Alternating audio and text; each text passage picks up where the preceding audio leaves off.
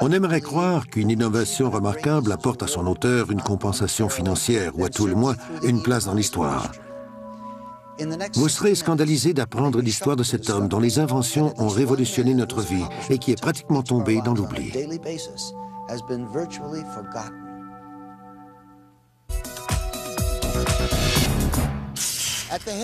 Au début du XXe siècle, Nikola Tesla, immigré serbe et inventeur de métiers dont le nom a presque été oublié, propulsera notre civilisation dans une nouvelle ère. On lui doit le courant alternatif, la radio, le tube fluorescent, le contrôle à distance ainsi que la robotique. Cet homme aura fait breveter 700 inventions. Le 7 janvier 1943, à environ 22h30, alors que le monde est engagé dans une lutte à finir contre les forces du mal nazies, Nikola Tesla rend son dernier souffle. Il meurt seul dans une petite chambre de l'hôtel New Yorker.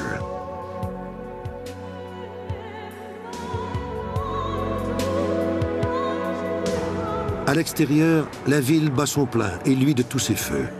Tesla aura légué au monde son invention la plus fascinante, l'électricité alimentée par courant alternatif. Il était très conscient de l'impact et des conséquences qu'allaient avoir ses inventions sur la civilisation. Tesla aura été reconduit à sa dernière demeure sans que le monde lui accorde les hommages dus au géant qu'il était et dont les découvertes sont toujours au cœur des plus importantes recherches scientifiques. Il est l'un des plus grands génies du 19e siècle. Edison était un scientifique en avance sur son temps, mais Tesla le surpassait à tous les égards. C'était un solitaire. Il faisait ses recherches de façon indépendante, hors des circuits scientifiques. Les gens dits normaux devaient le considérer comme un excentrique. Il a donné à notre pays un lot immense d'inventions, riches en applications technologiques de toutes sortes. Il a transformé nos vies. Collectivement, nous avons amélioré notre sort grâce à lui. Pourquoi un personnage d'une telle stature a-t-il été si peu reconnu par ses pairs et par le public? Probablement à cause de l'envergure et de la complexité de ses travaux inachevés, dont la portée a été perçue différemment par ses contemporains.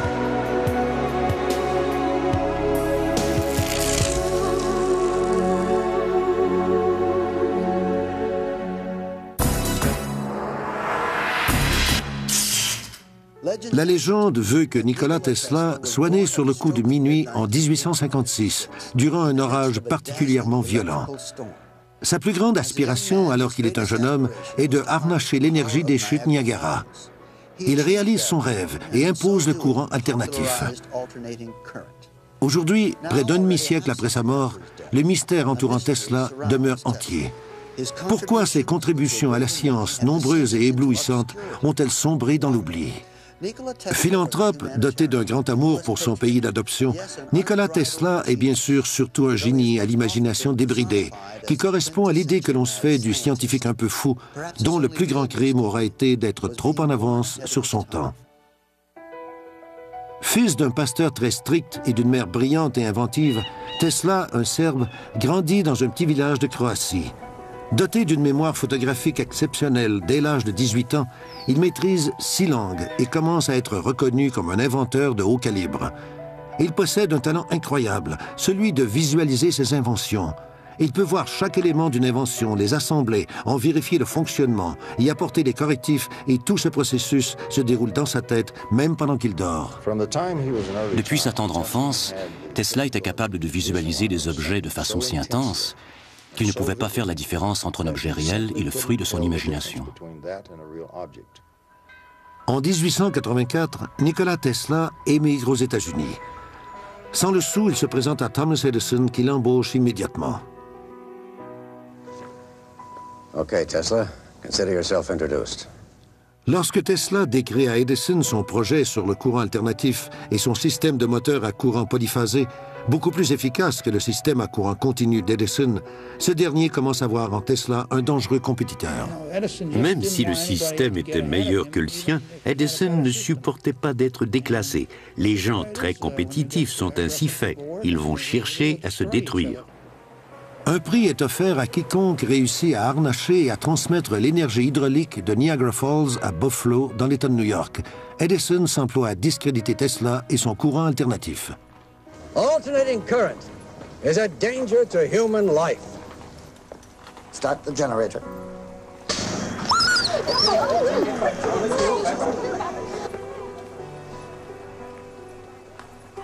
You have just seen alternating current in action. Malgré l'opposition d'Edison, le système de courant alternatif proposé par Tesla est adopté. En mai 1888, George Westinghouse entend parler de ce remarquable inventeur et achète les brevets du courant alternatif. Dès 1897, le nom de Tesla et celui du courant alternatif deviennent connus dans les foyers du monde entier.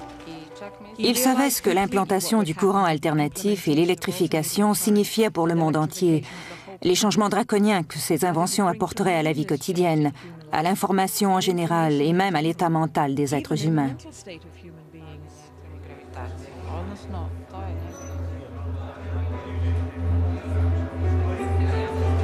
Malgré sa nouvelle notoriété, Tesla reste toujours avant tout un inventeur et un visionnaire de génie.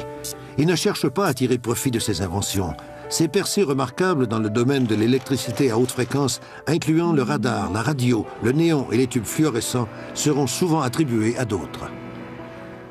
Par exemple, le système pour prendre des clichés photographiques au moyen du rayon X inventé par Tesla précède les travaux de Wilhelm Röntgen.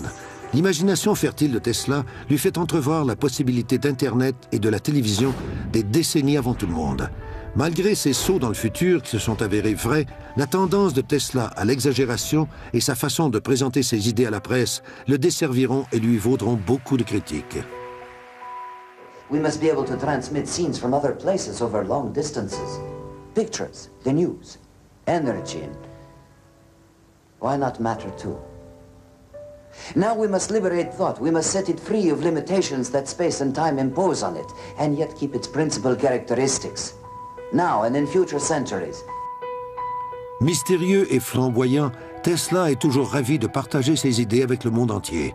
Il exécute ses expériences de laboratoire devant des sommités et amis comme Mark Twain. Cet homme était capable de frayer avec les personnalités les plus en vue du monde. À l'époque, il fréquentait Mark Twain, Westinghouse, JP Morgan, et grâce à ses relations, il était en mesure de financer les expériences les plus spectaculaires de l'histoire. Pour épater la galerie, Tesla s'assoit dans son laboratoire au milieu d'éclairs électriques qui virevoltent autour de lui. Sans l'aide d'aucun fil conducteur, ces étincelles flottantes alimentent un tube que Tesla tient dans ses mains. Tesla a été le premier à démontrer comment l'énergie se transmettait à travers l'air et pouvait allumer une ampoule ou un tube électrique. Les tubes fluorescents qu'il utilisait s'allumaient à différentes fréquences, donc, lorsqu'une certaine fréquence était utilisée, elle produisait de l'électricité dans un certain groupe de tubes et une autre fréquence allumait d'autres tubes. En 1898, alors que Tesla peaufine son brevet sur la transmission de la radio sans fil, son laboratoire brûle mystérieusement. L'incendie réduit en cendres le labeur de milliers d'heures de travail, ramenant l'inventeur des années en arrière et lui coûtant personnellement plus d'1 million de dollars. Tesla est horrifié par l'étendue des dommages, mais comme il est un homme qui ne s'avoue pas facilement vaincu, il reprend ses recherches à zéro, secondé dans cette tâche par ses remarquables habiletés mentales.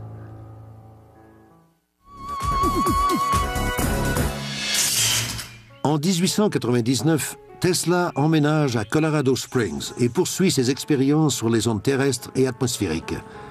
Trouver de nouvelles formes d'énergie gratuites à la surface du sol comme dans les airs demeure sa grande passion. Alors qu'il étudie un phénomène connu sous le nom de la résonance Schumann, il élabore une théorie pour utiliser des nouvelles sources d'énergie illimitées qui profiteraient à tous les humains de la Terre. Il existe autour de la Terre une cavité qui résonne à environ 8 cycles par seconde.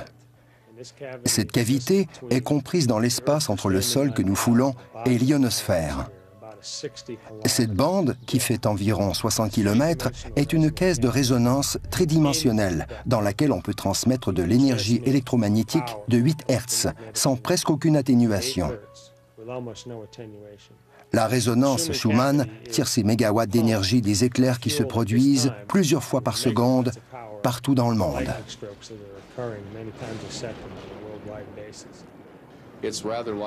C'est à peu près comme un enfant qui tiendrait un ballon retenu par une corde. Tesla était si créatif qu'il projetait d'utiliser son émetteur d'énergie pour frapper le ballon d'électricité avec une pulsation électrique qui répartirait cette énergie dans l'ionosphère. Et au moment précis où l'énergie arriverait de l'autre côté de la Terre, Tesla aurait envoyé une autre pulsation électrique, et ainsi de suite, jusqu'à ce que l'énergie accumulée devienne si importante qu'elle puisse être captée par une antenne appropriée. Tesla avait le projet de distribuer l'électricité à tous les humains de la Terre. À l'époque, il y avait 2 ou 3 milliards d'humains sur la Terre qui, le soir venu, vivaient dans le noir. Nous avions l'électricité, mais les gens pauvres n'en disposaient pas.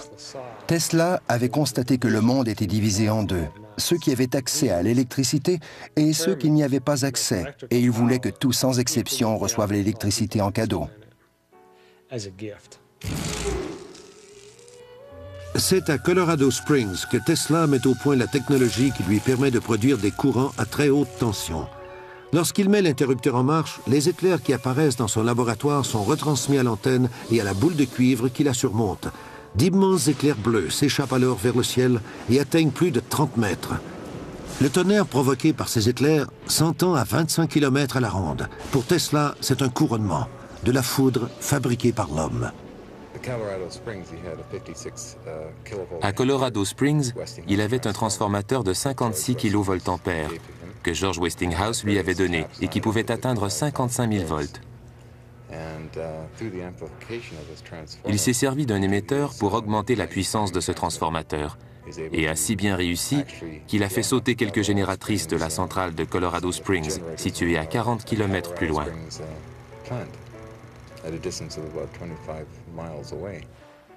On a cru tout d'abord qu'il avait tiré tellement d'énergie de la centrale électrique que les génératrices avaient sauté. Mais aujourd'hui, on pense plutôt qu'il avait capté de l'énergie dans l'air ambiant, à haute altitude, et que cette énergie a été reconduite dans ces génératrices. Comme on ne peut pas réintroduire de l'énergie électrique dans des génératrices sans faire fondre les circuits, bref, on a refusé de leur vendre de l'électricité tant que Tesla et son assistant n'auraient pas réparé les génératrices.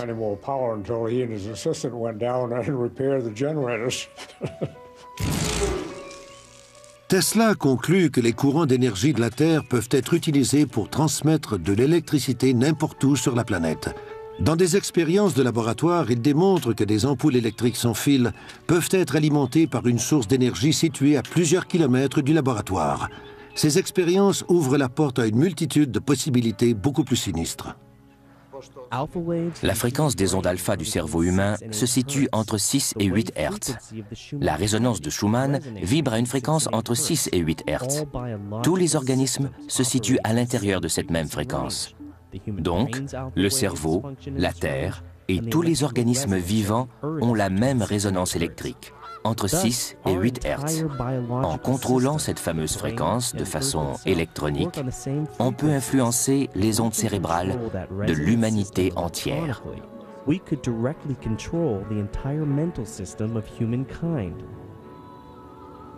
Conscient des conséquences terribles que sa découverte pouvait avoir, Tesla décide de la mettre en veilleuse. Suite à ces expériences qui s'avèrent plus que concluantes, Tesla décide de quitter Colorado Springs et de revenir à New York. À la recherche de financement, il fraye alors dans le monde de la haute finance, où il fait la connaissance du richissime banquier JP Morgan. Ce dernier se laisse vite convaincre par Tesla, qu'il connaît de réputation, d'investir dans un système de diffusion à l'échelle mondiale qui rapportera des millions. L'homme d'affaires décide d'investir 150 000 $, même s'il doit concéder 51% de sa propriété intellectuelle sur l'invention de la radio à JP Morgan. En 1900, Tesla entreprend la construction de la légendaire tour de Wardenclyffe.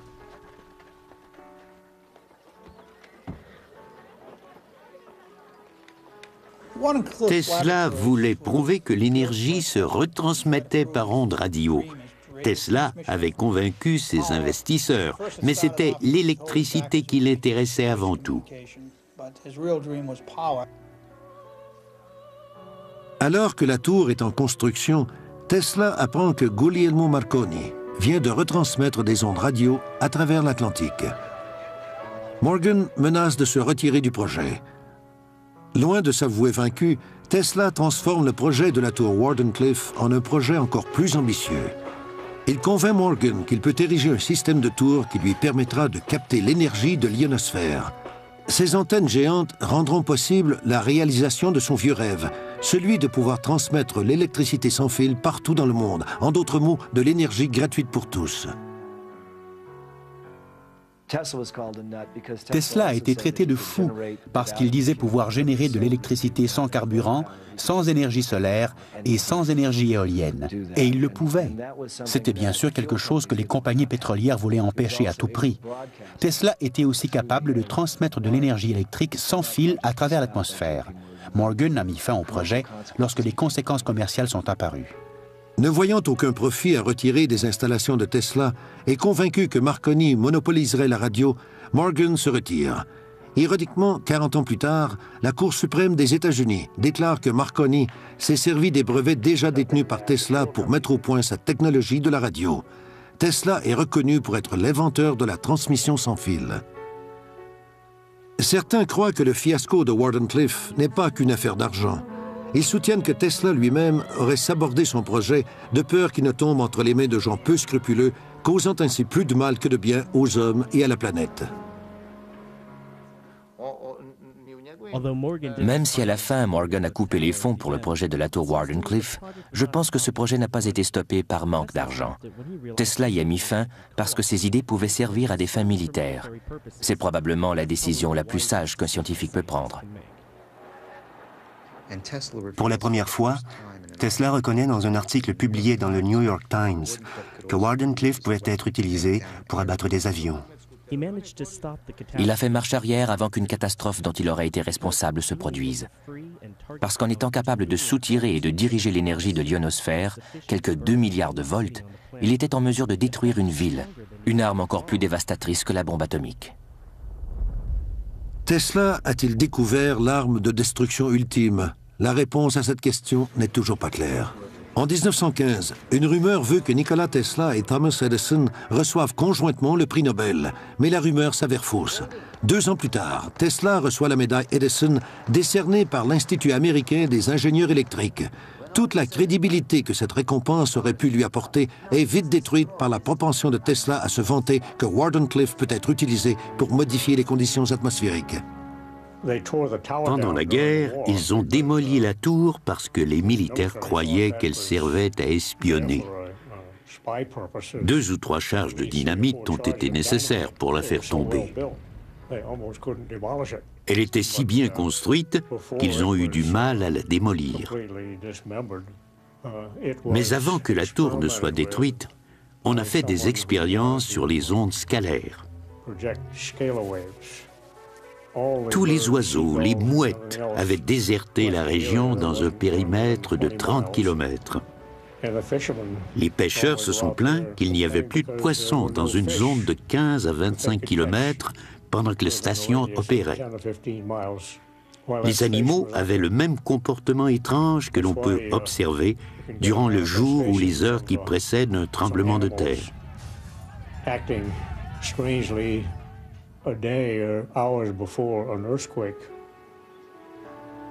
La tour, si chère à son cœur, désormais détruite, Tesla se retire dans son laboratoire et se livre à des expérimentations autrement plus complexes et dangereuses. Le 11 juillet 1934, le New York Times rapporte que Nikola Tesla a mis au point un rayon de la mort, une arme à faisceau de particules qui peut détruire 10 000 avions à une distance de 400 km. Tesla soutient qu'une usine de production peut être construite en 3 mois au coût de 2 millions de dollars. Mis à part ses capacités offensives certaines, Tesla croit que s'il peut construire 12 de ces tours, cette arme aura un pouvoir de dissuasion suffisant pour mettre un terme à toutes les guerres. Le fameux rayon de la mort de Tesla n'a pas été pris au sérieux par la communauté scientifique, en grande partie parce qu'on ne comprenait pas son fonctionnement. he didn't receive some of the respect by the scientific community that he may have well deserved. Je pense qu'aujourd'hui encore, beaucoup de gens croient que le rayon de la mort est un truc un peu ésotérique que l'on voit dans les films de science-fiction.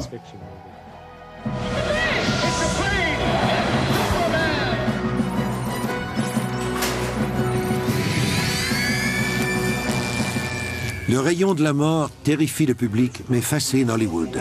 Tesla est caricaturé dans les dessins animés de Superman comme le prototype du savant fou qui terrorise la ville de New York avec son rayon de la mort et une armée de robots contrôlés à distance.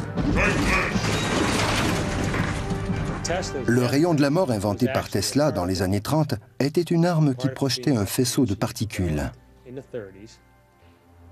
Basé sur le principe de l'accélération électrostatique des particules chargées, ces expériences sont similaires à celles pratiquées aujourd'hui par le département de la Défense. C'est une particule, un microprojectile qui, lorsque soumis à une haute tension, atteint une très grande vélocité. Comme la vélocité est très élevée, la particule n'a pas besoin d'être très grosse pour être une arme très dangereuse. Si on regroupe ces particules en faisceaux, on obtient une arme très puissante qui peut frapper un missile dans l'espace, par exemple. Avec seulement 12 de ces installations situées à des endroits stratégiques sur le territoire américain, Tesla clame que sa téléforce est une défense extrêmement efficace contre tout attaquant. À la veille de la Deuxième Guerre mondiale, le gouvernement américain s'intéresse activement au rayon de la mort de Nikola Tesla. Parce qu'il était un patriote, Tesla a offert ce système au gouvernement américain. Le gouvernement des États-Unis a commencé à développer cette arme à faisceau de particules dans les années 40. Nous ne connaissons ni l'ampleur ni les résultats de ces recherches, mais nous avons maintenant accès à des documents qui ont été rendus publics sous le Freedom Information Act. Et l'on constate le vif intérêt du gouvernement américain pour l'arme inventée par Tesla.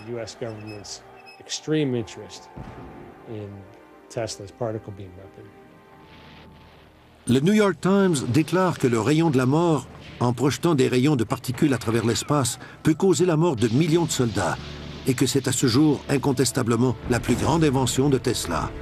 Mais Tesla fait volte-face et décide de rendre impossible l'exploitation de son invention par un seul gouvernement. Il morcelle ses plans et les distribue comme les morceaux d'un casse-tête à assembler. Il les donne aux gouvernements anglais, canadiens, américains et russes. Ils devaient se consulter et se mettre d'accord avant d'avoir une vue d'ensemble sur l'invention.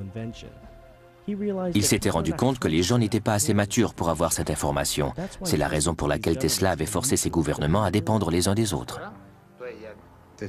Il existe des preuves que Tesla avait donné une partie des plans aux Russes qui étaient à l'époque nos alliés. Dans les années 70, la revue Aviation Week publie un article sur l'arme à particules des Soviétiques. Le rayon à particules de Tesla n'a été rendu public que 10 ans plus tard grâce à Andrea Plutarch. Les plans des Soviétiques étaient identiques. Le général George Kagan, chef du service de renseignement de l'armée de l'air américaine, nous décrit le modèle soviétique. Le petit tube magnétique projette des rayons de protons, et chacun a 100 milliards de volts à un niveau énergétique de 10 exposant 10 joules. C'est une quantité d'énergie telle que personne jusqu'ici aux États-Unis n'a jamais pu l'égaler. Il suffit de déployer ce rayon, cibler un objet et tirer.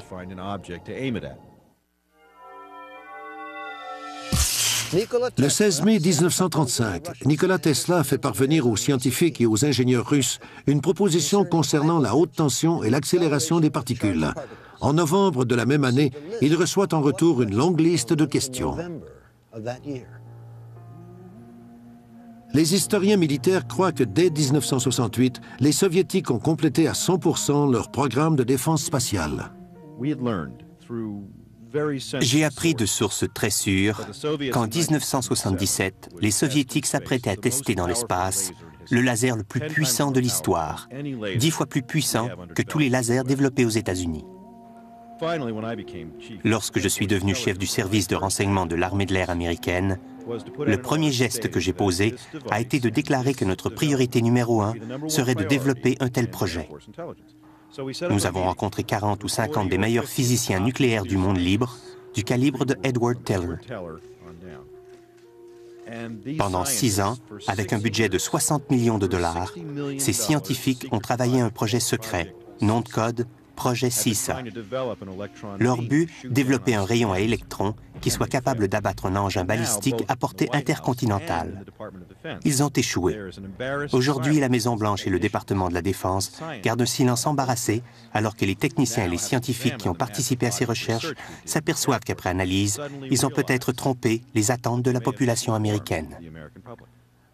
Le président Reagan, en élaborant sa stratégie de défense, cherche-t-il simplement à combler l'écart entre Américains et Soviétiques?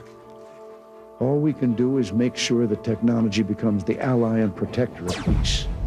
That we build better shields rather than sharper and more deadly swords. In so doing, maybe we can help to bring an end to the brutal legacy of modern warfare. Le retard des États-Unis dans la course aux armements fera en sorte que les découvertes de Tesla ne seront adaptées que 100 ans plus tard, dans un but à la fois de défense et d'attaque. La dernière en liste, les rayons à particules installés sur des satellites.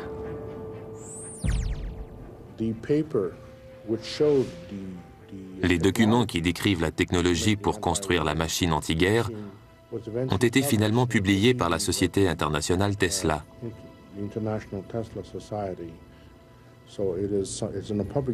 Ces renseignements sont donc aujourd'hui du domaine public. Le plus extraordinaire, c'est de constater à quel point le programme Guerre des étoiles et les armes à rayons qui y ont été développées sont presque identiques à celles proposées par Tesla. Lorsque j'ai eu ces documents en main, je les ai soumis à des experts en aérospatial et je leur ai demandé d'analyser cette technique pour générer de l'électricité à haute tension. À l'époque, la firme aérospatiale pour laquelle je travaillais faisait des recherches technologiques sur le rayon à particules. Un groupe d'études élaborait des propositions à soumettre au gouvernement américain sur les armes à composantes énergétiques. J'ai donné ces documents à l'équipe de recherche et je leur ai demandé de les analyser. On m'a répondu que c'était intéressant et on ne m'a rien dit de plus. Tesla avait certainement en tête une foule d'armes très puissantes. Je pense que je peux me permettre de dire que les armes existent et que plusieurs pays les possèdent. Nous savons que les Russes se sont intéressés très tôt à des choses comme l'énergie à partir de l'espace. Ils étaient aussi très intéressés par les applications militaires.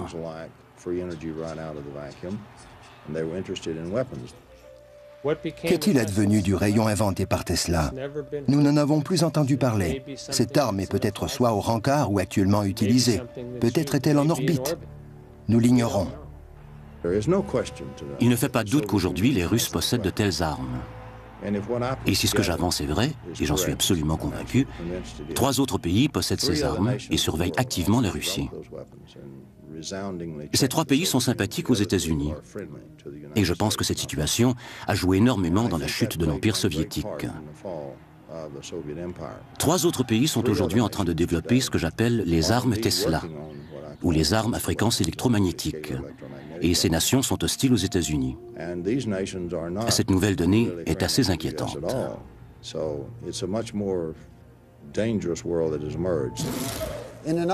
Dans un article publié le 3 novembre 1998, Bill Gertz du Washington Times écrit « L'armée chinoise est en train de construire des armes au laser et possède déjà des armes de rayons à particules capables de mettre hors d'usage les capteurs des systèmes de reconnaissance situés dans l'espace. Si l'armée de libération populaire possède de telles armes, qu'en est-il des États-Unis? Sous le couvert de l'anonymat, ce SEAL de la marine nous en parle. Nous possédons des armes de rayons à particules. Je les ai déjà utilisées au cours de tests sous-marins au large de la côte californienne. Leur puissance est stupéfiante. Elles peuvent anéantir un satellite, un bateau, un avion, n'importe quelle cible. Dans cette course aux innovations technologiques, il semble que le rayon de la mort n'est pas la seule invention secrète de Tesla qui soit disparue avec lui. Le 4 juillet 1976, lors des célébrations du bicentenaire des États-Unis, un étrange signal radio est capté. L'onde radio de haute fréquence sera baptisée le signal Piver par les services de renseignement américains. Tout ce que l'on sait sur ce signal, c'est qu'il provient d'un émetteur situé en Lettonie.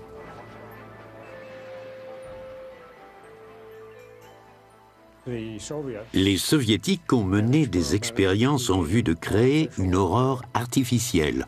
Je ne sais trop pourquoi, mais je pense que c'était pour prouver qu'il était possible de projeter de l'énergie à très basse fréquence au loin, à l'horizon, et provoquer certains phénomènes.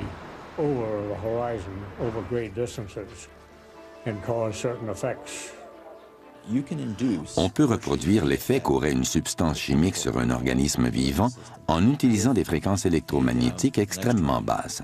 Personnellement, je crois que ces expériences visaient à développer une nouvelle façon de communiquer avec leurs sous-marins.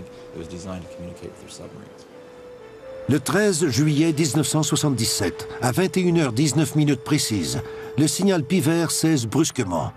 Une étrange couronne se forme alors autour de la centrale électrique Edison qui dessert la ville de New York. La ville entière est soudainement plongée dans le noir, créant une situation de chaos et de confusion. Les effets de la panne de New York s'apparentent à ceux de Colorado Springs durant l'expérience de Tesla où des générateurs électriques surchargés avaient sauté. Lorsque la panne a commencé, les New-Yorkais se sont mis à se comporter de façon étrange. New York est devenu un endroit très dangereux. Un vrai casse-tête pour les policiers. Le secret de Tesla était-il que l'électricité pouvait affecter l'état mental de l'être humain? Si oui, ce secret était-il tombé entre de mauvaises mains? Qui est responsable du fameux projet HARP, inspiré par les découvertes de Tesla? Certains experts pensent que ce projet a été créé par le gouvernement américain et qu'il est le premier jalon d'une nouvelle ère dans la technologie militaire. La science est-elle au service de la guerre ou de la paix? Tesla se décrit comme un découvreur bien plus qu'un inventeur. Mais découvrir des choses implique une certaine responsabilité, et Tesla n'était pas sans l'ignorer lorsqu'il a développé cette nouvelle technologie militaire. Plusieurs pensent que Tesla a préféré garder cette nouvelle technologie secrète afin qu'elle ne tombe pas entre de mauvaises mains. Le projet HARP existe à cause des théories qu'a élaborées Tesla au cours des années 30. Il savait qu'il était possible de stimuler le champ magnétique de la Terre pour créer un bouclier capable de protéger une ville. Le projet HARP est au départ une expérience en physique atmosphérique, où un immense réseau d'antennes émet dans l'ionosphère de la planète une série très complexe d'ondes.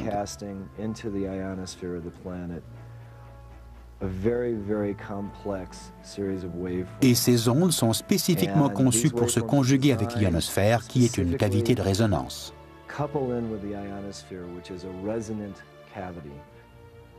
Cette théorie implique de chauffer l'ionosphère comme le ferait un four à micro-ondes géant. Une petite pulsation d'un certain nombre de watts peut provoquer une grande pulsation parce qu'il est possible, de façon fortuite ou intentionnelle, d'utiliser l'énergie qui nous entoure et qui circule à travers nos corps et qui se retrouve partout dans l'espace. Le concepteur du projet HARP a d'abord conçu un bouclier défensif qui agit en grillant les systèmes de guidage électronique des bombes ennemies. HARP a été conçu pour de multiples usages. Au départ, ce n'était pas une arme. Si vous lisez les brevets, vous verrez que je pensais d'abord à une utilisation défensive. Eastland soutient qu'en chauffant des portions de la haute atmosphère, HARP peut affecter la température globale de la Terre, une idée pour laquelle Tesla a été ridiculisée voilà presque 100 ans. Un des grands dangers du projet HARP est qu'en se concentrant sur une petite portion de l'ionosphère, on risque de créer une distorsion dans la magnétosphère de la planète, la magnétosphère étant le bouclier naturel de la Terre.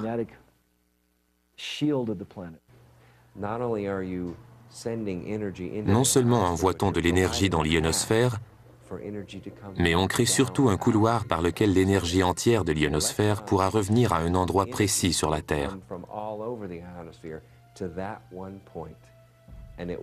Cette énergie frapperait le sol comme la foudre, mais de façon 100 fois plus puissante que les éclairs que nous connaissons.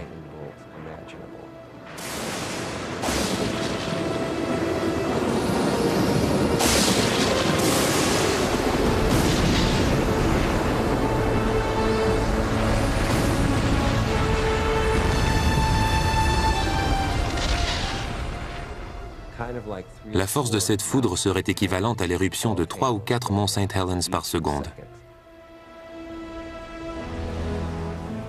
La vraie puissance de HAARP n'est pas encore connue et il n'existe aucune agence de contrôle civil.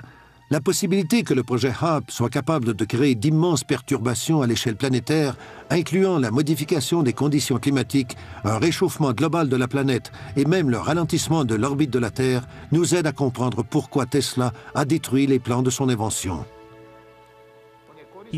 Il a cessé de travailler à son projet de bouclier défensif en 1905 parce qu'il avait compris que son système des 5 tours érigés autour de la Terre pouvait causer la destruction de l'espèce humaine. Peu de temps après, Tesla éprouve de sérieuses difficultés financières. Ses investisseurs sont soit morts ou ont coupé les ponts. Alors qu'il sombre peu à peu dans l'oubli, il continue à faire des recherches de plus en plus ésotériques. Il était passablement obsédé par le phénomène de la résonance et voulait l'utiliser pour faire certaines expériences. En fait, pour détruire des choses concrètes. À un moment donné, il a fait une expérience sur un édifice en acier qu'on était en train d'ériger sur Wall Street.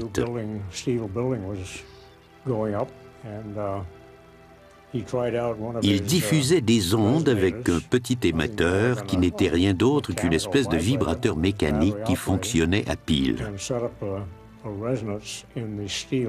Les poutres d'acier se sont mises à vibrer, un peu comme lorsqu'on donne une poussée à un enfant sur une balançoire. La structure d'acier oscillait de plus en plus. Il a presque réussi à déstabiliser la construction.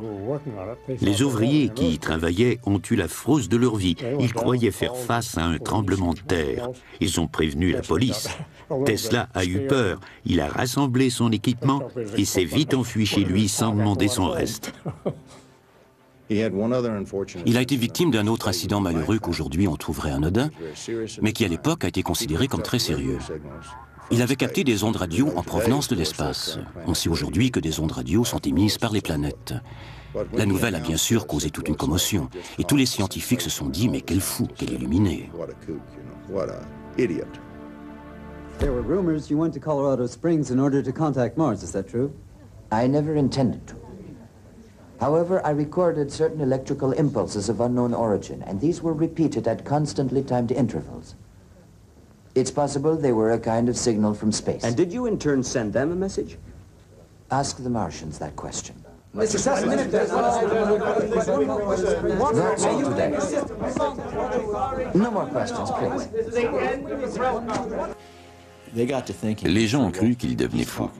Il nourrissait les pigeons dans le parc et il avait l'idée de transmettre des signaux sur Mars. Tesla a une pensée tellement complexe, il est si excentrique que peu de ses collègues comprennent l'ampleur de son travail. Il est perçu comme une personne arrogante et hautaine. Il a été rejeté par les autres parce qu'il était différent, et à cause aussi de ses déclarations à l'emporte-pièce. Et lorsqu'il exposait ses théories, personne n'avait la moindre idée de ce qu'il voulait dire. Nikola Tesla aura vu de son vivant plusieurs de ses inventions étudiées puis adoptées par les militaires. Mais il devient de plus en plus apparent qu'en tant que citoyen de la planète, Tesla est au service d'une autorité beaucoup plus intemporelle. Il a rencontré Swami Vivekananda à New York à la fin des années 1890. Swami Vivekananda était probablement le premier yogi à venir en Amérique pour présenter la philosophie orientale à l'Occident.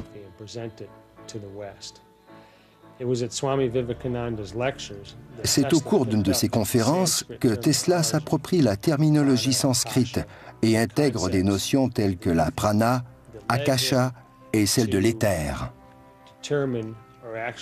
Ces termes nouveaux lui serviront à décrire la physique de l'univers et celle de la création de la matière dans notre dimension. Dans plusieurs de ses lettres, il dit que s'il avait à choisir une religion, il serait bouddhiste. Toutes ses pérégrinations dans les mondes parallèles, celui des rêves, des machines qu'il imagine dans son esprit, sont des manifestations similaires aux expériences des chamans. On sait que les solutions lui venaient souvent quand il rêvait. La vision de l'univers de Tesla, sa cosmologie, si je peux me permettre, est basée sur un point de vue spirituel. Et c'est dans la tradition védique qu'il a trouvé la terminologie spirituelle qui lui a permis de traduire ses idées sur le monde physique. On ignore ce qui a pu provoquer cette prise de conscience spirituelle chez Tesla, mais tout ce que l'on sait, c'est qu'il n'est pas le seul parmi les esprits de premier plan à avoir eu cette illumination. Il suffit de penser à Robert Oppenheimer, le père de la bombe atomique, ou à Albert Einstein, qui ont tous les deux reconnu à la fin de leur vie la singulière perfection de la vie sur notre planète.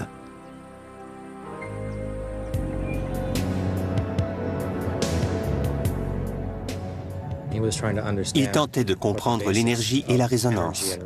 Quelle est la nature de l'énergie dans le cosmos? Quelle est la quintessence des énergies qui nous viennent de nulle part et qui peuvent tout nous donner? Je pense que ce sont quelques-unes des questions qui hantaient Tesla.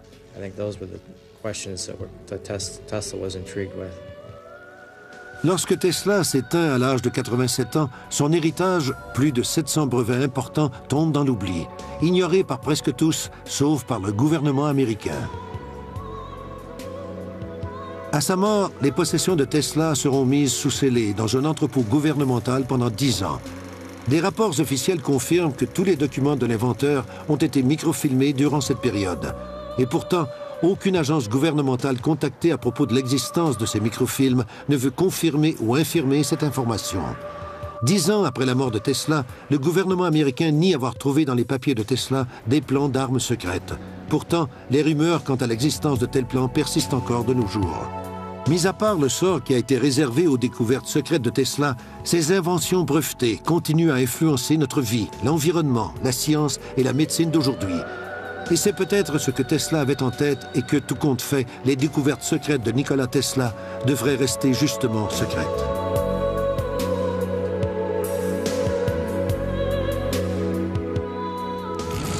Tesla était en désaccord avec les scientifiques à propos de certains concepts de base des théories de la relativité et de la mécanique quantique. Il a perdu la faveur de la communauté scientifique de l'époque. Tesla connaissait à fond la mécanique quantique et la théorie de la relativité de Einstein. Ces deux théories ont été élaborées de son vivant. Il soupçonnait que tôt ou tard, ces théories seraient confrontées à une crise. Et c'est pourquoi il répétait souvent que le temps présent est à eux, mais le temps futur sera à moi.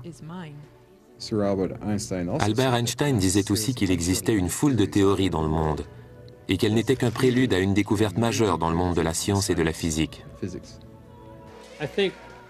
Je crois que la science d'aujourd'hui aurait besoin de reconsidérer les théories de Tesla, parce que l'univers est plus complexe que ce que nous en savons et que nous sommes capables d'observer avec nos instruments.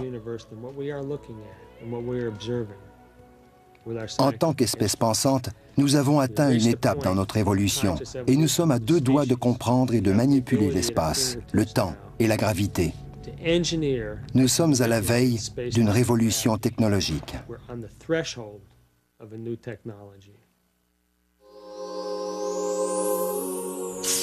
Nikola Tesla était un homme de génie. Certaines de ses découvertes lui vaudront une réputation de savant fou. D'autres le hisseront au panthéon de la science et d'autres encore changeront notre façon de vivre sur notre planète. Rappelez-vous la prochaine fois que vous ouvrirez votre téléviseur ou votre radio que c'est grâce aux découvertes de cet homme.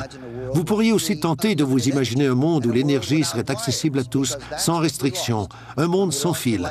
Et c'est ce monde qui nous a échappé lorsque nous avons perdu Nikola Tesla et ses éclairs de génie.